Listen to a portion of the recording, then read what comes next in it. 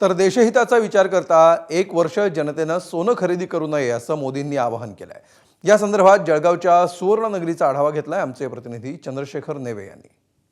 सोनं 1 वर्ष खरेदी करू नका असं आवाहन जनतेला पंतप्रधान नरेंद्र मोदी यांनी केलेलं आहे।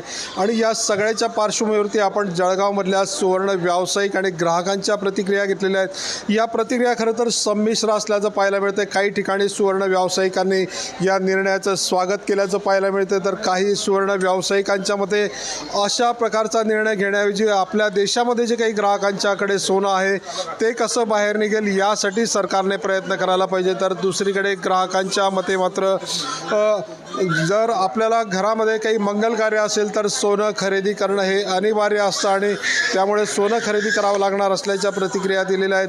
मात्र देशहिताचा जर हा निर्णय असेल तर सुवर्ण व्यावसायिक आणि ग्राहक यांनी मात्र या निर्णयाचं स्वागत केल्याचं आपल्याला पाहायला मिळतं आहे। चंद्रशेखर नेवे, ABP माझा, जळगाव।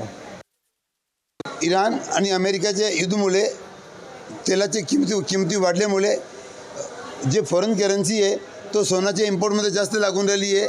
म्हणून मोदीजीने आवाहन केलेलं आहे तर भारतीय जनतेने स्वीकार करून स्वतःचं सोनं बाहेर काढून देशाची चलनामध्ये तो सोना आला पाहिजे, असं केलं पाहिजे। मी फक्त एवढं सांगू इच्छितो की भारत सरकारने जे जनताकडे सोनं आहे तो बाहेर कसं काढता येईल स्कीम लावून तो सोना बाहेर प्रचलनात आला पाहिजे, कारण तो डेड मनी म्हणून मध्ये पडलेला आहे। तो कमीत कमी एक आकर्षक स्कीम काढून बाहेर आणला पाहिजे।